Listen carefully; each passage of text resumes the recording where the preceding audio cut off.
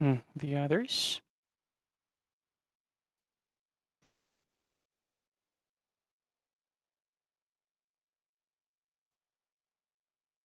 Okay lang kahit nasaan kayo. Anyway, saglit lang naman. Okay, so we are going to continue with our lecture. Let's now proceed with potassium, no? With potassium. Okay. So please take note that potassium is the major intracellular cation, no? This is positive charge like sodium, although sodium is the major extracellular cation. In tissues, potassium average about 150 millimoles per liter, while in the RBCs, it's about 105 millimoles per liter. As you can see, the potassium inside of the tissues are greater in terms of number kasi basically its function or its purpose, okay, its function is mainly in the tissues and in the muscle cells, no? Why? Because potassium is important in the regulation of neuromuscular excitability as well as the contraction of the heart and ICF volume regulation, no? ICF volume regulation. So basically yun yung mga functions ng potassium. Okay, please take note as well that potassium concentration inside of the cell is 20 times greater. Okay, it's 20 times greater than outside. Okay, than outside. That's why when we measure potassium, it's very important that we avoid any degree of hemolysis because this will now alter, this will now cause falsely elevated results.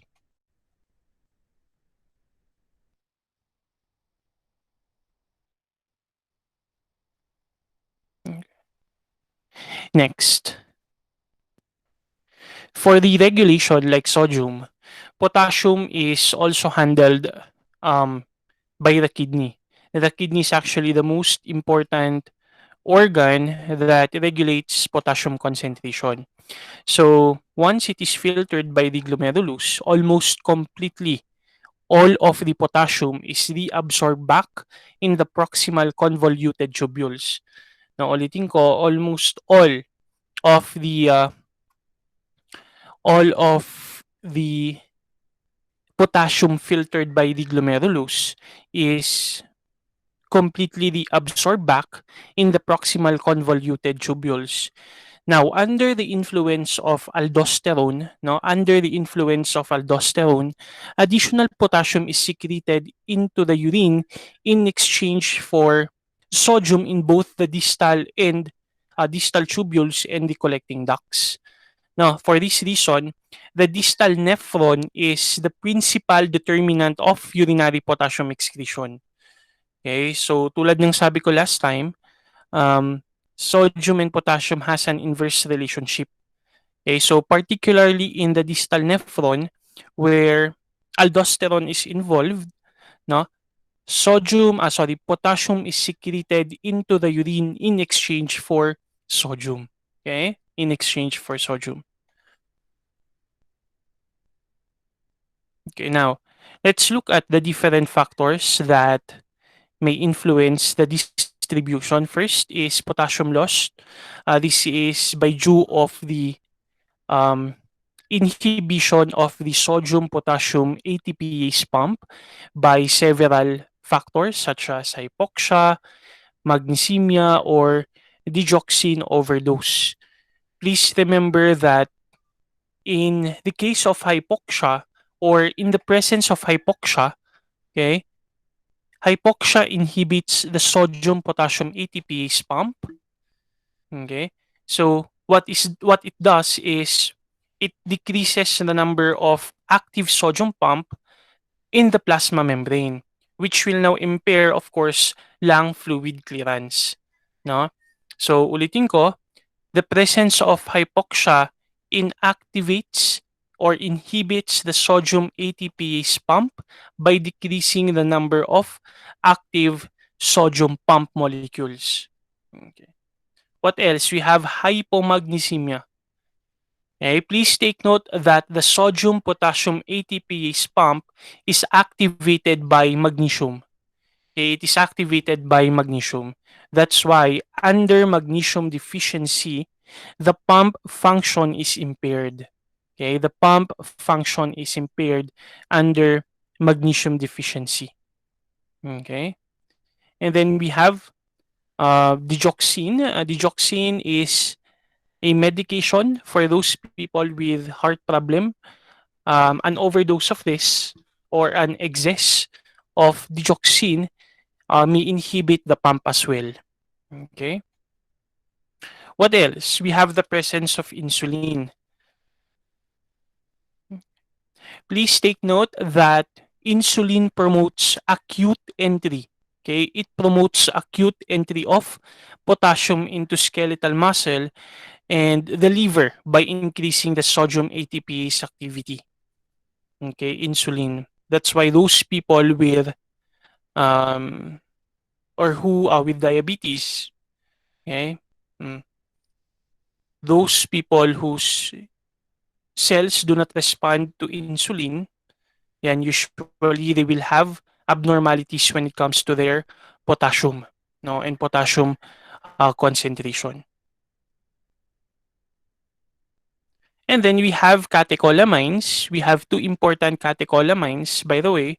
When we say catecholamines, these are hormones that are released as response to physical or emotional stress. Okay, so in association with potassium concentration in blood, again, we have two important catecholamines. One that stimulates or promotes cellular entry of potassium, that is epinephrine. Okay, diba? What is epinephrine? This is the hormone for the fight or flight reflex, no? Epinephrine or adrenaline. Okay, and then we have propranolol. Okay, this is the beta blocker, okay, that impairs cellular entry of potassium. Okay, so epinephrine and propranolol. Okay, so question, for example, okay, you were given epinephrine shots. Okay, anong, or let's say for example, epinephrine was released into your blood, okay, because of a particular stimuli. What do you think will happen with your potassium in blood? Okay, magdi-decrease ba or magi-increase ba? Okay, ang epinephrine beta-2 stimulator. Okay, it promotes cellular entry of potassium. So in the presence of epinephrine, papasok yung potassium sa cells. So when we measure potassium, what do you think will happen? Will it increase or will it decrease? Very good. It will decrease. Okay, yes, very good. Now, why? Because ang mini-measure naman natin is the potassium in the plasma. Okay, so since may epinephrine, pumasok na okay, yung potassium sa cells natin. Okay? So,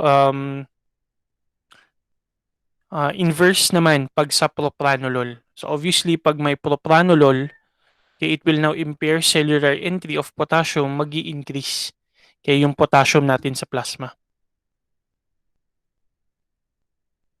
Now, please take note of the reference range. We have okay, a reference range for serum or serum of adults, okay, plasma as well, and then we have for newborns.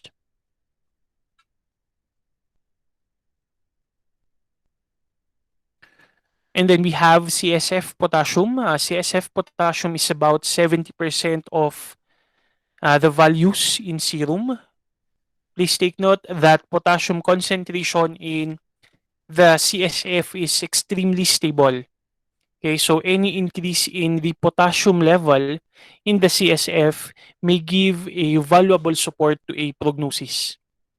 And then once again, we have okay, our urine sample. Although this may vary with dietary intake.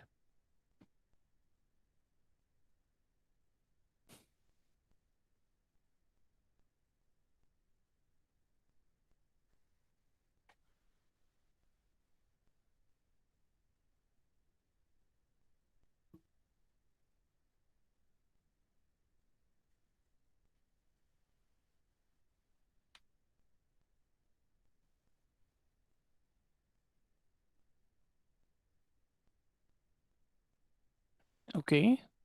Now let's look at the clinical applications or the clinical significance of an elevated or a decreased concentration of potassium. Okay, so once again, we have two, hypo and hyper. So hypokalemia or hyperkalemia. So the first are the causes of hypokalemia. We divide this into three. So we have increased cellular uptake, renal loss, and excessive GIT loss. So unahin natin yung increased cellular uptake. Now we have two conditions, alkalosis and insulin overdose. Please take note that both these conditions promote cellular uptake of potassium. First, in alkalosis or alkalemia, okay, please take note that it promotes intracellular loss of hydrogen. Okay, remember, ano ba ang mataas pag may alkalosis or alkalemia? Is it carbon dioxide? Okay, is it carbon dioxide or bicarbonate? Pag may alkalemia, okay, alkalosis, mataas ang pH ng blood. Okay, ano ang madami? Bicarbonate or carbon dioxide?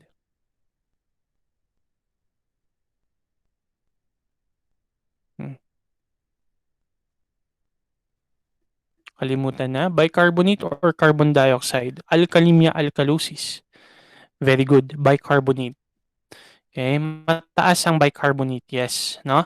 Now, since mataas ang bicarbonate, may alkalosis, okay, ang response ng cells natin is to release hydrogen. Okay, sir, bakit hydrogen? Ano ba yung importance ng hydrogen? Because it will combine with bicarbonate, okay, to form carbonic acid. Tama? And this carbonic acid, it will be split into two. Okay, one molecule of water, H2O, and uh, a molecule of carbon dioxide. Okay? So, ganun ang response, okay, pagdating sa alkalosis. So, once again, pag may alkalosis, okay, hydrogen inside of the cell will move out into the plasma. Now, saan papasok dito? Sir, bakit may hypokalemia?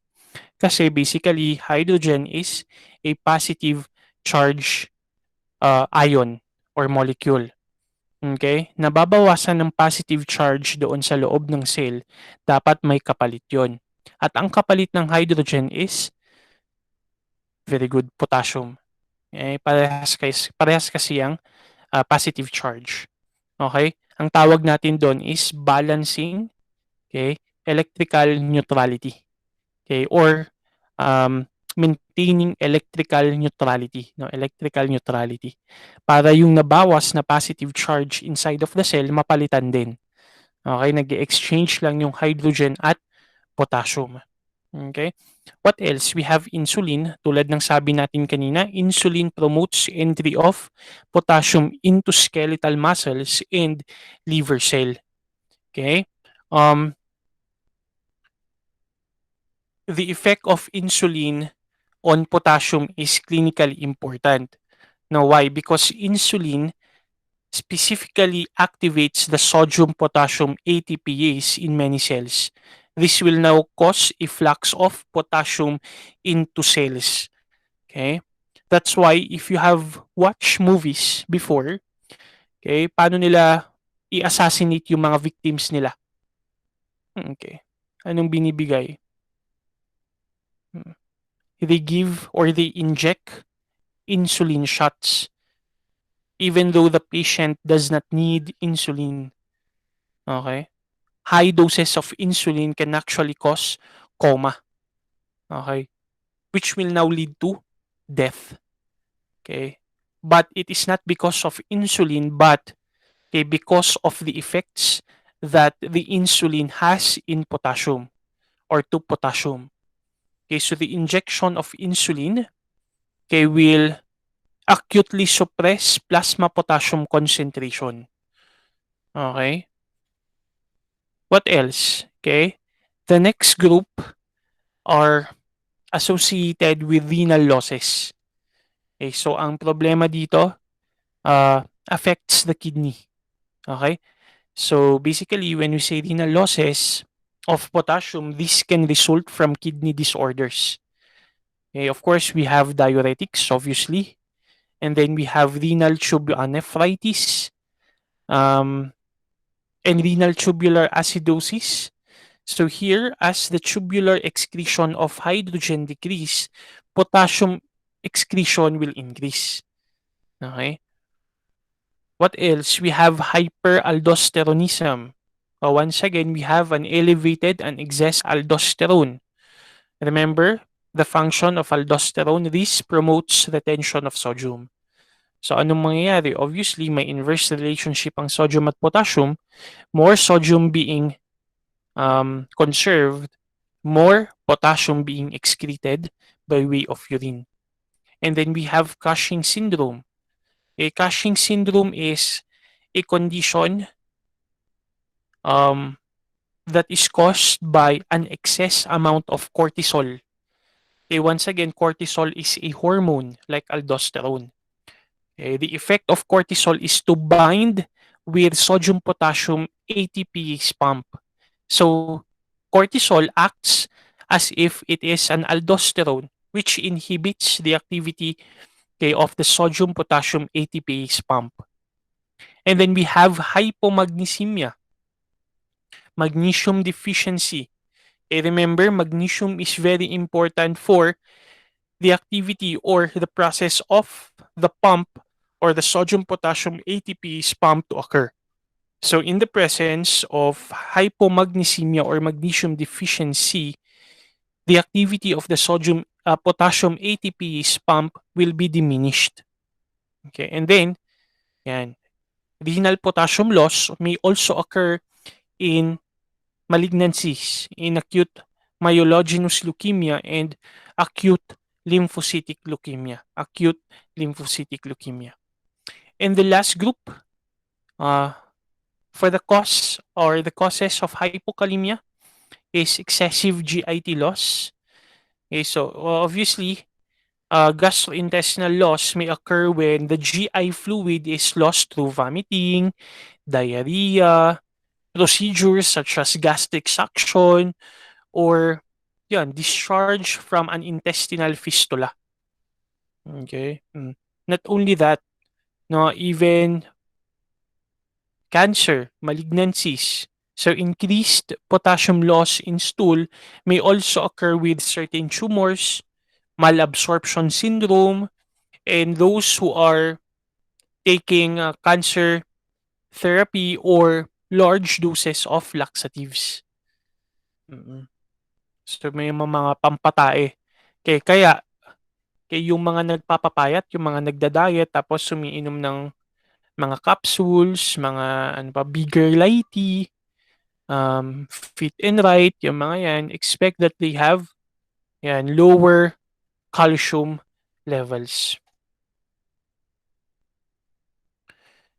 Okay, and then we have here, okay, the causes of hyperkalemia. So obviously, these are conditions with elevated concentration of potassium. No? So once again, we group this into four. We have increased intake, cellular shift, decreased renal excretion, and artifactual causes. So for increased intake, this is actually the most common cause of hyperkalemia. Let me repeat that. This is the most common cause of hyperkalemia. Increased intake is due to therapeutic potassium administration.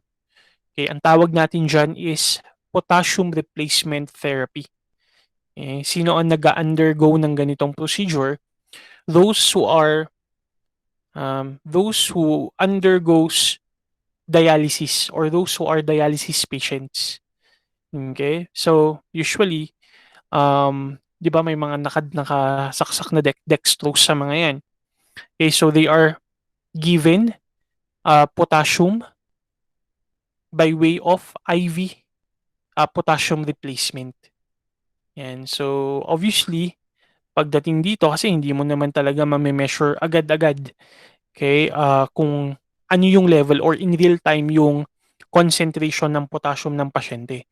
That's why if you have seen, usually right after ng dialysis, saka mini-measure yung mga yon. Before and after.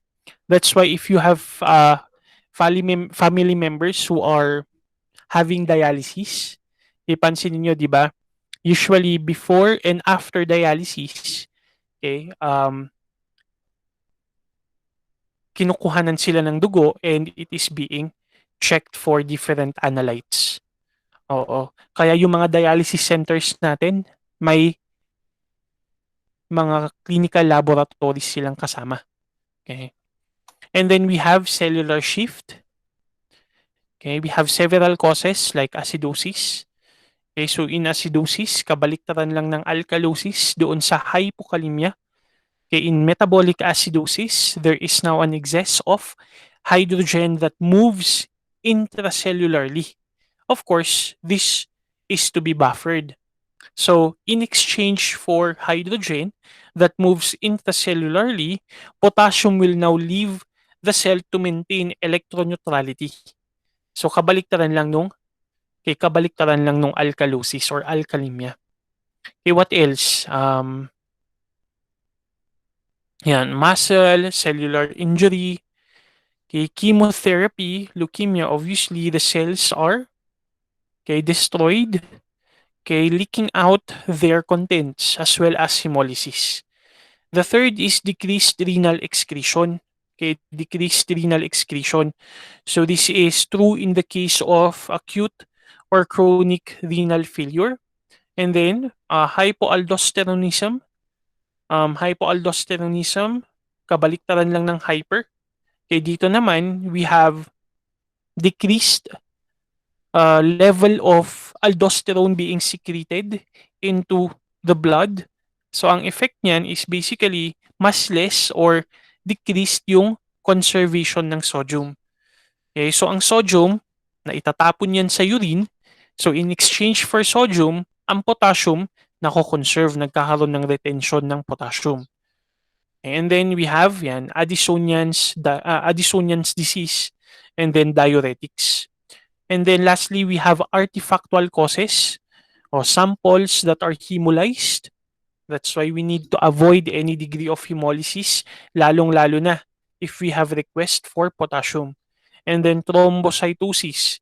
Please take note that platelets um, have great amounts of potassium as well.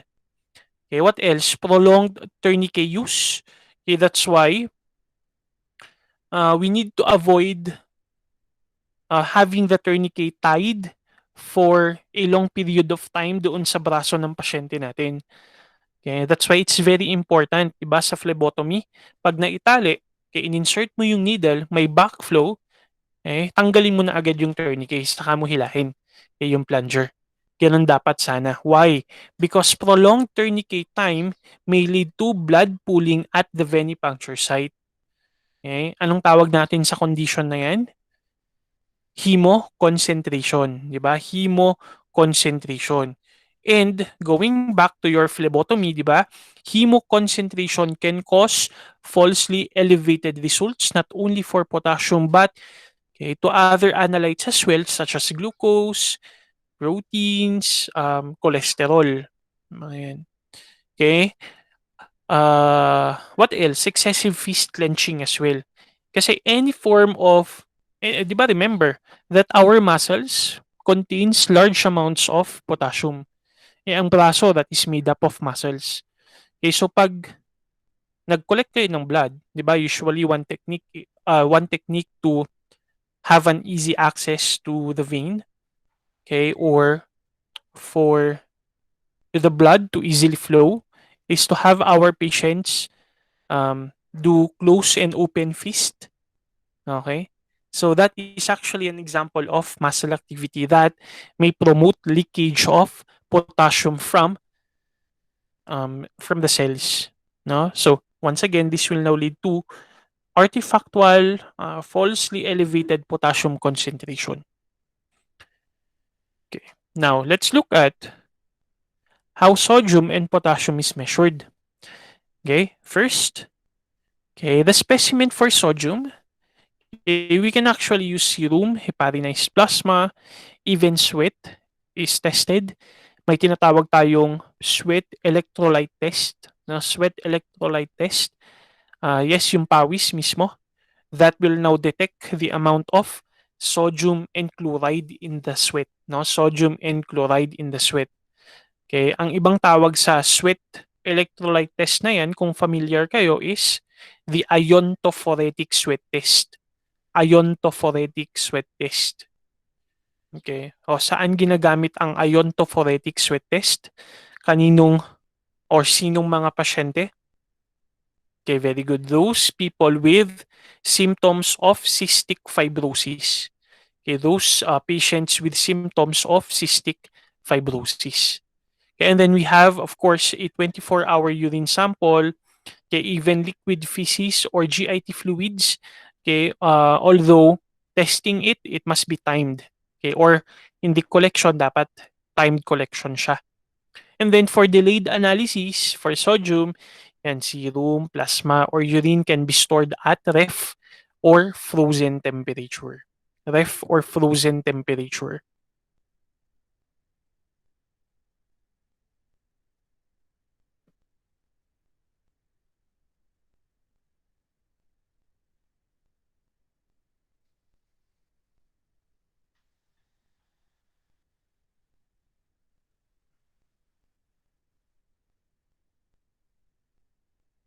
Okay. Okay, now let's look at the specimen for potassium. So once again, okay, serum or plasma can be used, but we need to avoid hemolysis for this. Okay.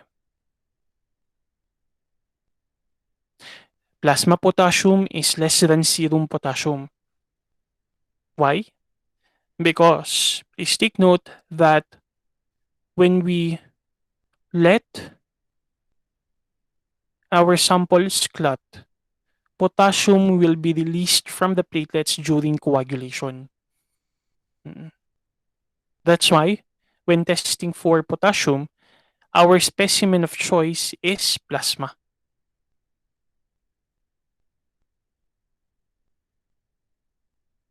Now, when there will be delays in testing, unlike sodium, okay, please take note for potassium, hindi natin pwede itong i-ref at lalong-lalo na hindi natin pwedeng i-store sa ice-cold temperature. Why?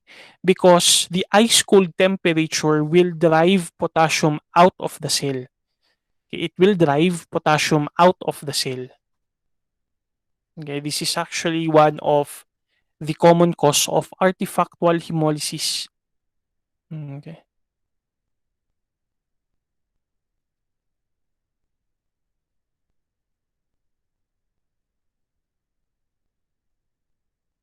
Sir, saan i-store kung hindi pwede sa ref? Whole blood samples, if there will be delays, can be stored at room temperature. And of course, it must be analyzed immediately or or separate or centrifuge the whole blood sample so that the cells can be removed, no, to avoid any leakage, okay, from the cells. And then urine can also be used, but if urine is used, it should be collected over a 24-hour period. Okay, it should be collected over a 24-hour period.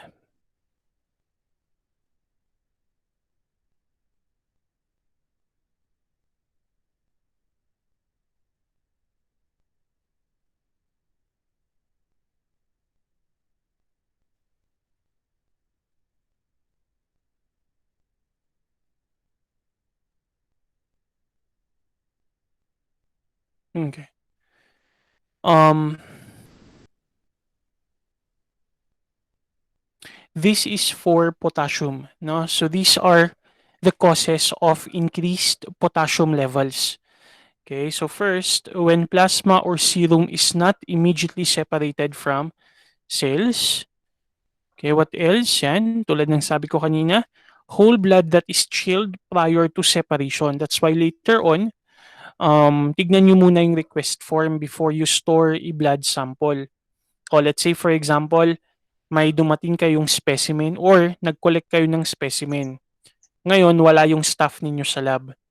Okay, nagdadalawang isip kayo kung saan i-store yung blood sample.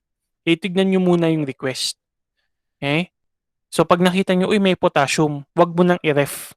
Okay, hayaan mo na lang dun sa room temperature. O di naman kaya, i-separate mo o i-centrifuge mo, i-separate mo yung plasma, tapos hintayin mo na lang yung staff mo, wag mong i-ref. Kasi obviously, once again, ang mangyayari, lalong-lalo na pag whole blood, okay, there will be leakage of potassium. Okay, what else? Extreme thrombocytosis or leukocytosis. Okay, that's why, di ba, when we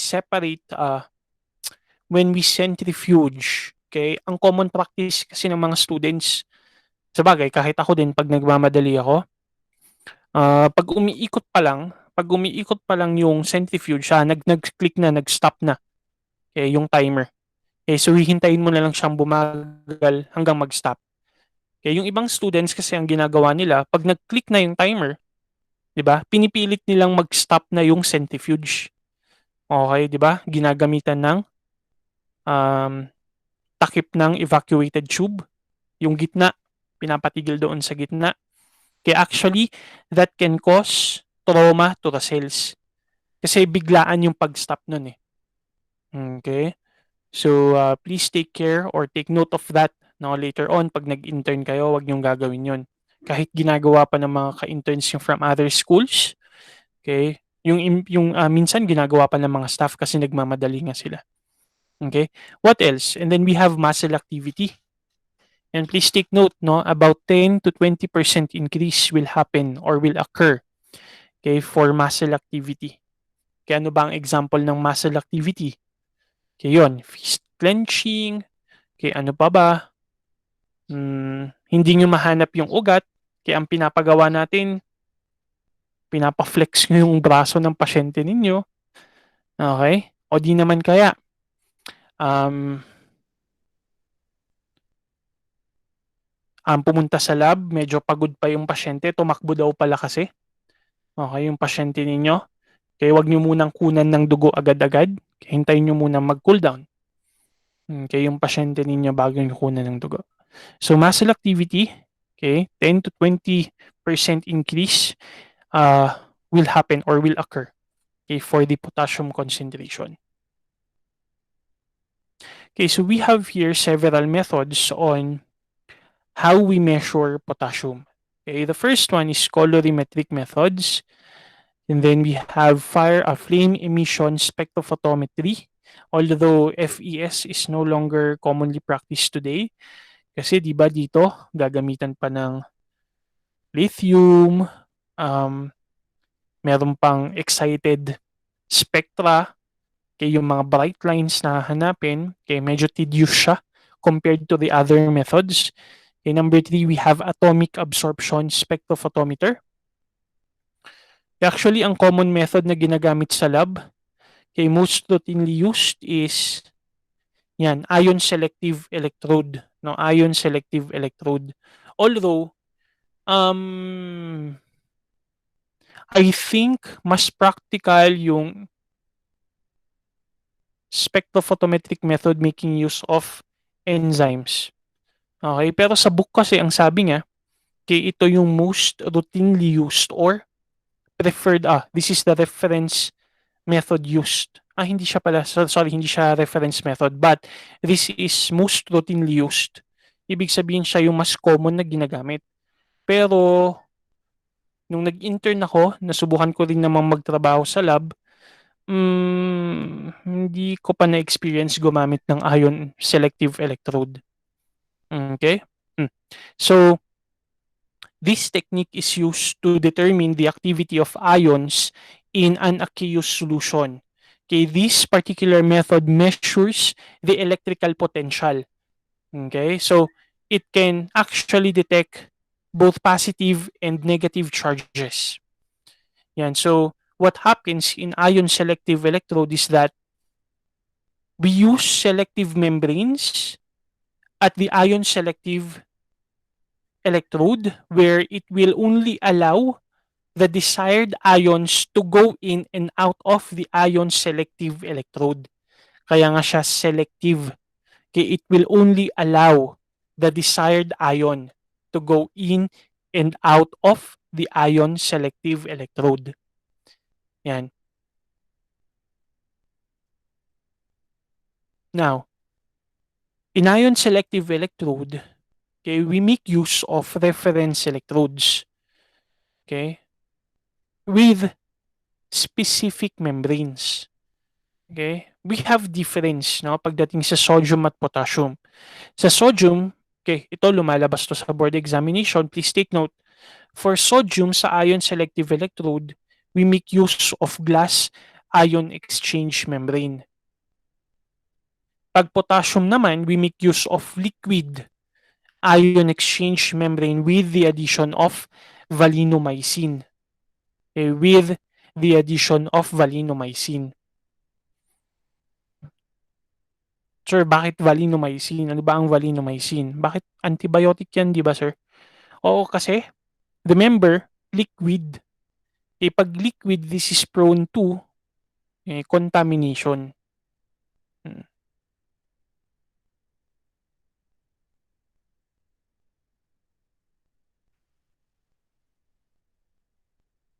Okay. So, for the principle of potentiometry, okay, so here, we measure the change in electromotive force, E or potential in the circuit as the selected ion interacts with the membrane of the ISE. Hmm. So please take note as indicated by the name, ion selective electrode possess a high degree of selectivity. This is the reason why most laboratories, siguro the modern lab, make use of this method nowadays.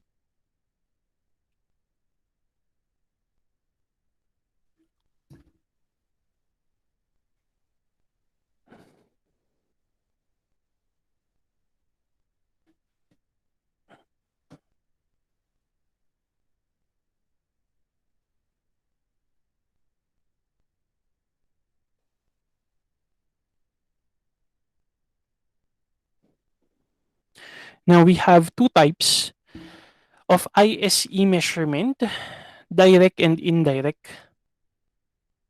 So direct, this is used for blood gas analyzers. Okay, here, undiluted samples interacts with the ISE membrane. This is considered more accurate. While sa indirect naman, okay, compared to direct, this makes use of a diluted sample. Hmm.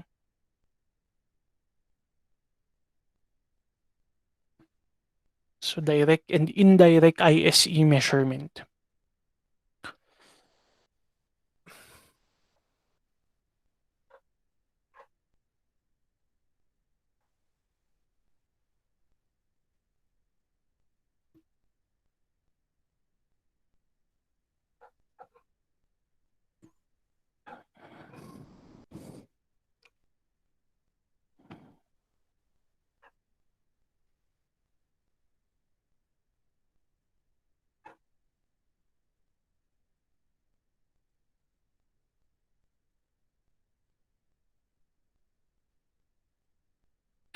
Next, okay, so we have here two errors when making use of the ion selective electrode. Number one, lack of selectivity. Yan. Di ba? Remember? We have artifactual causes of disrupted sodium potassium measurement. Okay, and one cause of this is the presence of proteins. Okay, that's why protein buildup on the membrane it may lead to lack of selectivity. Okay, it may disrupt the testing. And then number two, we have what we call electrolyte exclusion effects. So this mostly applies to the indirect method. Okay, so electrolyte exclusion effect is this is the exclusion of electrolytes from the fraction of the total blood plasma volume that is occupied by solids. Kasi 'di ba sa indirect method, diluted yung sample natin. Okay, so there are other elements, no, that is found in the sample.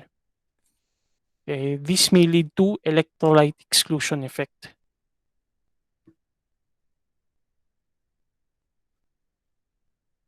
Now, by the way, what is the cause?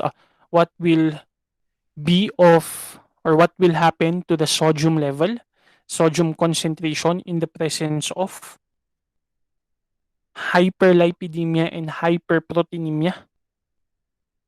Diba remember, it will now be artificially lowered, or the result will be falsely decreased because of the lipids and proteins present. Okay, and lastly, we have spectrophotometric method that makes use of enzyme activity. Okay, so we have kinetic method. This is actually the one we are going to use, okay, or perform in the laboratory. So for sodium, please take note of our enzyme, beta-galactosidase. Our substrate is O-nitrophenyl beta-D-galactopyranoside, and the end product is O-nitrophenol. Okay, O-nitrophenol. So here what we measure is, okay, the formation of our product as well as for potassium. Although sa potassium, ang enzyme natin is tryptophanase. Okay, tryptophanase. Okay, I think that's it. So any questions?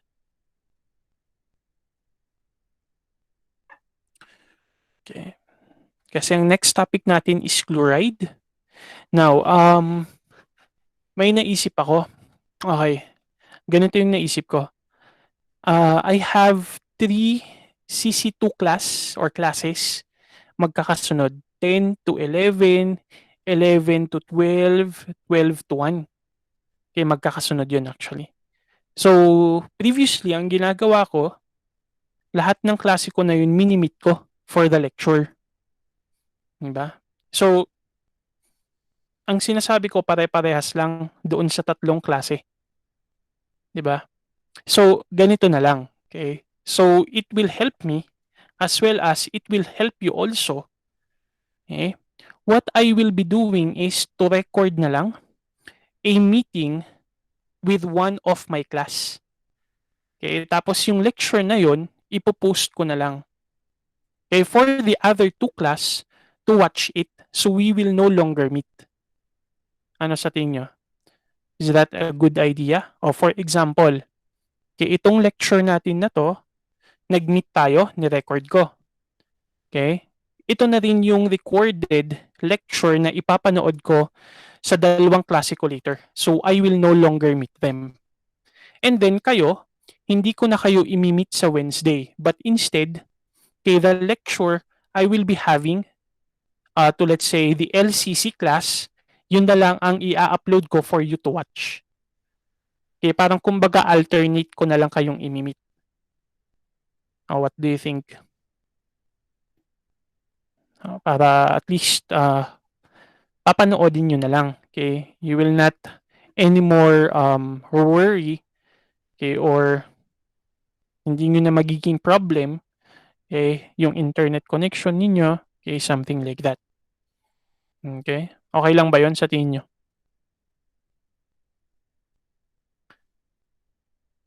Yes, very good, no? At tapos kung may tanong na lang, okay, kung may tanong nyo na lang sa messenger para din mabasa ng lahat. Okay. So parang kumbaga, kung magiging alternate, once a week na lang tayong mag-meet. Okay. O baka sabihin nyo, hindi ako nagpapa-Google Meet kasi yung isang klase ko, tinanong ko sa kanila, sabi nila, "Sir, meron kaming teacher, minsan lang nagpa-Google Meet ng first grading." Hmm. Okay, anyway, lecture pa rin naman yun, recorded lang. Para tipid data. Lalong-lalo na yung iba sa inyo, I have noticed, cellphone yung ginagamit. Okay, so talagang nakadata lang kayo. Okay, so at least you will have, bahala na kayo, anytime you can read or you can watch the lecture. I will be uploading it na lang sa YouTube. So, mas easier yung access. I will only meet you siguro if I will be announcing something. Okay? Or kung may announcement talaga. Okay? Or if I need to inform you about something. Okay, ganun na lang. No? Okay, okay ba yun? Anyway, I'll be informing you siguro one day before. Okay, one day before. Oo. One day before our meeting. So that at least you can prepare. Okay, so siguro sa Wednesday, I will no longer meet you. Okay, but instead, right after our lecture with the LCC class, yun, I will be posting na the video. Okay, so bahala na kayong panoodin. And then, tama yun, if you have questions, kung nahihiya kayo sa group chat, you can DM me. Okay, kung may clarifications kayo. Okay? Sir, wala po akong access sa camera. Okay, sige. Okay lang. Oo, para hindi nyo na rin yan, yung sa mga camera. Hmm, oo. Para hindi din kayo maghanap ng problemahin kung saan kayo maghahanap ng internet connection o parang si Miss Cleveley sa library. Buti may internet yung library ninyo. Okay. So, okay. By the way, the online forum, I will be giving it siguro on Wednesday. Doon na lang din sa recorded na video. Okay, so do you have any questions, clarifications, concerns? Okay, wala na. Nana, okay. Kung wala ng concerns, thank you for coming today. Okay, thank you for attending. Okay. Let me just make a screenshot of our attendance. So those who are capable, kindly turn on your cameras. Okay. Screenshot lang tayo for documentation. Okay. One, two. Okay. One, two, three. Okay. Okay na. Thank you. You are now free to leave our Google Meet and have a blessed day ahead of you guys. Okay, bye. Bye dito pala. Bye. Thank you. Also welcome.